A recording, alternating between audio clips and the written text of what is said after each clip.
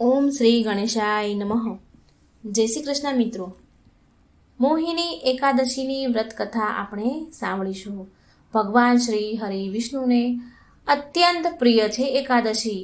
ભગવાને શ્રી કૃષ્ણએ ગીતાજીમાં જ કહ્યું છે કે સર્વ વ્રતોમાં ઉત્તમ એકાદશીનું વ્રત મને ખૂબ જ પ્રિય છે.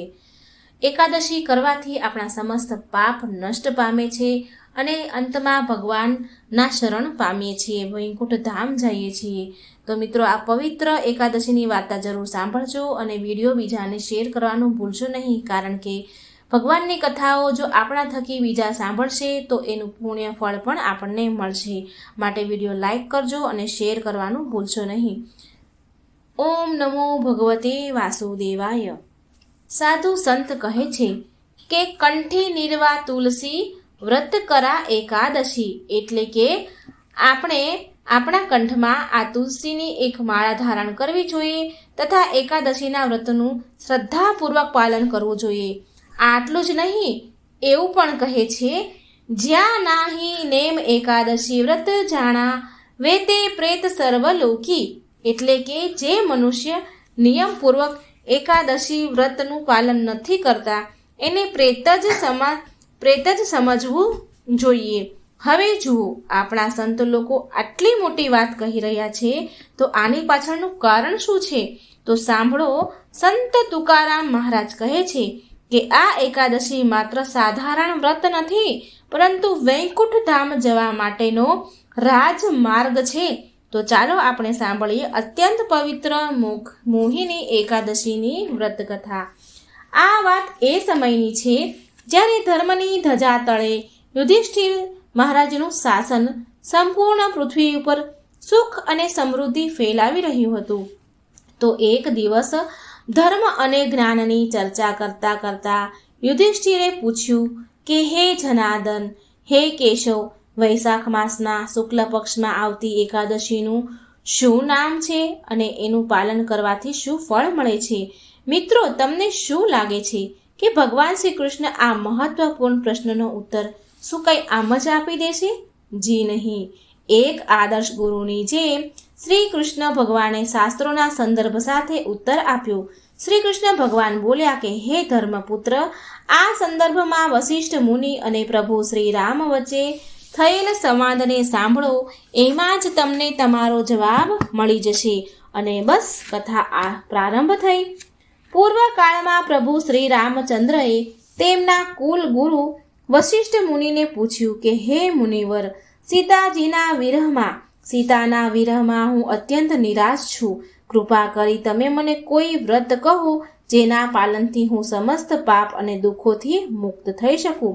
આ સાંભળી વશિષ્ઠ મુનિ બોલ્યા કે પ્રિય રામ, તમે અત્યંત બુદ્ધિમાન છો. તમારું પવિત્ર નામ જ માત્ર સમસ્ત દુઃખોનો નાશ કરનારું છે. છતાં પણ જીવોના કલ્યાણ માટે તમે જે પ્રશ્ન પૂછ્યો છે તે અત્યંત પ્રશંસનીય છે. વૈશાખ માસના શુક્લ પક્ષમાં આવતી મોહિની એકાદશી અત્યંત મંગળકારી છે, જેના પાલનથી વ્યક્તિ સમસ્ત ભૌતિક કલેશથી મુક્ત થઈ જાય છે. હવે તમે આ વિષય પર એક પૌરાણિક કથા સાંભળો. પ્રાચીન કાળમાં સરસ્વતી નદીના કિનારે ભદ્રાવતી નામનું એક સુંદર રાજ્ય હતું. ત્યાંના શાસક, ત્યાંના રાજા દ્યુતિમાન અત્યંત સહિષ્ણુ અને પ્રજાને પ્રેમ કરનારા પ્રજાપ્રેમી હતા. રાજાના રાજ્યમાં ધનપાલ નામનો એક પુણ્યશાળી વૈષ્ણવ તેના પરિવાર સાથે રહેતો હતો. તેમના નામને સાર્થક કરતા કરતા તેણે અનેક ધર્મશાળા, ઉદ્યાન, બગીચા, વિદ્યાલય, શાળાઓ, પાણીની પરબ, ભગવાન વિષ્ણુના મંદિર બનાવ્યા હતા. આ પરોપકારી વૈષ્ણવના 5 પુત્ર હતા. તેના નામ હતા સમાન, જ્યોતિમન, મેધાવી, સુકૃતિ અને દુષ્ટબુદ્ધિ. બધા જ પુત્રો તો સદાચારી હતા, પણ તેનો જે પુત્ર હતો દુષ્ટબુદ્ધિ, તેના નામ પ્રમાણે દુરાચારી હતો. નિષ્પાપ પશુ હત્યા, માંસ ભક્ષણ કરવું, મદિરાપાન, ચોરી, જુગાર વગેરે બધી જ ખરાબ આદતો તેની અંદર હતી.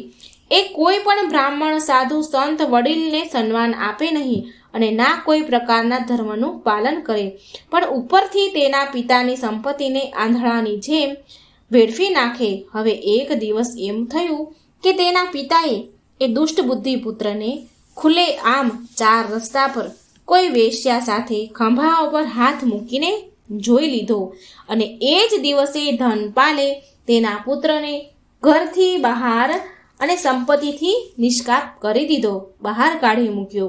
હવે જુઓ, જે બુદ્ધિ એકવાર મલિન થઈ જાય છે, બુદ્ધિ બગડી જાય છે, તો એટલી સરળતાથી એ શુદ્ધ નથી થતી.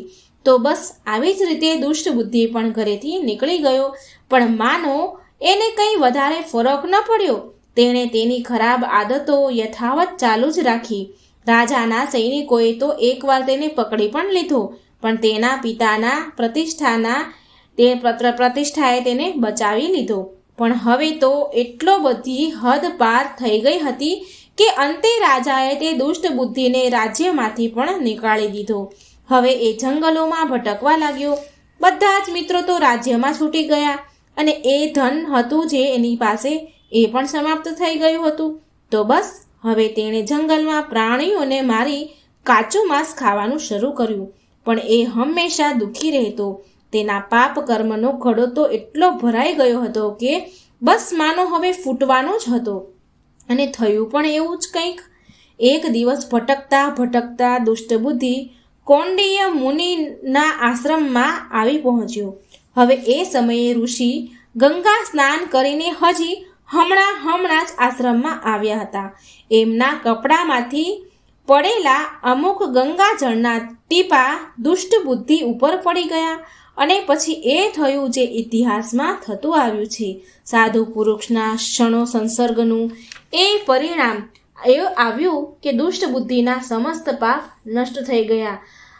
સાધુ સંતના કપડામાંથી પડેલું એ ગંગાજળનું પાણી એટલું પવિત્ર કે એના બધા જ પાપ નષ્ટ થઈ ગયા. તેણે દુષ્ટ બુદ્ધિએ નમ્રતાથી ઋષિને પ્રણામ કર્યા, અને એ પ્રકારે કહ્યું કે હે ઋષિવર, હું અત્યંત પાપી છું. એવું કોઈ જઘન્ય પાપ નથી જે મેં કર્યું ન હોય. હું મારા પરિવાર અને રાજ્યથી દૂર થઈ ચૂક્યો છું. હે ઋષિવર, શું મારા જેવા પાપી માટે આ દુઃખના સાગરમાંથી મુક્ત થવાનો કોઈ માર્ગ છે? તો આ પ્રકારે કહીને એ ઋષિ કૌંડિન્ય સામે આશાભરી નજરોથી જોવા લાગ્યો. આવા વચન સાંભળીને ઋષિવર બોલ્યા, હે વત્સ, ધ્યાનપૂર્વક સાંભળ. હું તને એક એવા વ્રત વિશે કહું છું જે મેરુ પર્વત કરતાં પણ વધારે પ્રચંડ પાપનો નાશ કરી દે છે. આ વ્રતના પાલનથી થોડી જ ક્ષણોમાં તારા સમસ્ત પાપનો નાશ થઈ જશે, અને તું આધ્યાત્મિક ગતિને પ્રાપ્ત કરીશ. અને આ વ્રત એ છે કે વૈશાખ માસના શુક્લ પક્ષમાં આવનારી મોહિની એકાદશી વ્રત. આ વ્રતનું દ્રઢતાપૂર્વક શ્રદ્ધાપૂર્વક પાલન કર, એટલે તારા બધા જ પાપ કર્મ સમાપ્ત થશે. આમ કહી ઋષિએ મોહિની એકાદશીના વ્રતની વિધિ કહી. ઋષિના કહ્યા પ્રમાણે દુષ્ટ બુદ્ધિએ આ વ્રતનું પાલન કર્યું, અને એના પરિણામ સ્વરૂપ તેના બધા જ પાપ નાશ પામ્યા, અને દિવ્ય શરીર મેળવીને ગરુડ પર સવાર થઈને વિષ્ણુ લોક ગયો. અને આ પ્રમાણે વશિષ્ઠ મુનિ દ્વારા પ્રભુ શ્રી રામચંદ્રને સંભળાવેલી કથાનું સમાપન કરતા ભગવાન શ્રી કૃષ્ણએ યુધિષ્ઠિરને કહ્યું કે હે ધર્મરાજ, આ વ્રતના પાલનથી 6ઠ્ઠા ભાગની તુલના કોઈ તીર્થ સ્નાન કે દાનથી નથી થઈ શકતી. જે વ્યક્તિ આ કથાને સાંભળે છે તો પણ તેને 1000 ગાયને દાન કરવાનું પુણ્યફળ મળે છે. તો મિત્રો, આ હતી કથા, અને હવે આપણે સાંભળીએ આ વ્રતનું પાલન કેવી રીતે કરવું જોઈએ. જેમ કે આધ્યાત્મિક અને આયુર્વેદ આ બંનેની દ્રષ્ટિએ સવારે બ્રહ્મ મુહૂર્તનો સમય સર્વોત્તમ માનવામાં આવ્યો છે. બ્રહ્મ મુહૂર્ત એટલે કે સૂર્યોદયના 1.5 કલાક પહેલાંનો સમય. જે વ્યક્તિ એકાદશીનું નિયમપૂર્વક પાલન કરવા માંગે છે તેને જરૂર એકાદશીના દિવસે બ્રહ્મ મુહૂર્તમાં ઉઠવું જોઈએ અને સ્નાન આદિ કામથી પરવારી સ્વચ્છ થઈને ભગવાનની મંગળા આરતી કરવી જોઈએ. જો જાતે મંગળા આરતી ન થઈ શકે તો ઓનલાઈન મંગળા આરતીના દર્શન જરૂર કરવા જોઈએ. પછી ભગવાન સામે એકાદશી વ્રતનો સંકલ્પ કરવો, તુલસી માને જળ ચડાવવું, દીવો કરવો અને તેમને 3 વાર પ્રદક્ષિણા કરવી. તેમની સામે બેસીને હરે કૃષ્ણ કૃષ્ણ કૃષ્ણ હરે હરે, હરે રામ રામ રામ હરે મંત્રના જાપ કરવા. આખો દિવસ અન્ન ખાવું નહીં, અનાજ લેવું નહીં, ચોખા લેવા નહીં. જો જરૂર લાગે તો દૂધ છે, ફળ છે, એકાદશી પ્રસાદ ફરાળ કરી શકાય છે. સંધ્યા સમયે ભગવાન સામે અને તુલસીમાં સામે ઘીનો દીવો કરવો અને બની શકે તો ભગવાનના ભજન કીર્તન કરવા. આખો દિવસ ભગવાનનું સ્મરણ કરવું. હાલતા ચાલતા બેસતા ઉઠતા જ્યારે પણ થાય ભગવાનનું નામ લેવું. આવી રીતે આખો દિવસ એકાદશીનો નીકાળવો અને બીજા દિવસે એકાદશીના પારણાનો સમય થાય ત્યારે એ પારણાના સમયે ભગવાનને થાળ ધરાવવો અને જે થાળ ધરાવેલો હોય તે થાળ જે ભોગ ધરાવ્યો હોય એ પ્રસાદ રૂપમાં કોઈ બ્રાહ્મણને કે જરૂરિયાતમંદ વ્યક્તિને, કોઈ વૈષ્ણવને આપો અને પછી એ આપણી શક્તિ અનુસાર, ક્ષમતા અનુસાર દાન આપવું અને અંતમાં ભગવાનને પ્રાર્થના કરવી, ભગવાનને એકાદશી અર્પણ કરવી અને એ પ્રસાદ આપણે પણ ગ્રહણ કરી એકાદશીના પારણા કરવા. જે ભગવાનને આપણે પ્રસાદ ધર્યો હોય એ જ ગ્રહણ કરી અને પારણા કરવા. મિત્રો, સ્કંદ પુરાણમાં પ્રભાસ ખંડમાં માર્કંડે ઋષિ અને ઇન્દ્રદ્યુમનના સંવાદમાં ઋષિ માર્કંડે કહે છે કે જે ફળ સૂર્ય ચંદ્રના ગ્રહણ સમયે કોટી ભાર સોનાના દાનથી મળે છે એ ફળ માત્ર ભગવાન શ્રી કૃષ્ણના દર્શનથી મળે છે. તો મિત્રો, જો બની શકે તો આ દિવસે ભગવાન શ્રી કૃષ્ણના દર્શન કરવા, મંદિરે જવું અને તો પુણ્ય ફળ આપણને પ્રાપ્ત મળે છે, એટલું પુણ્ય મળે છે.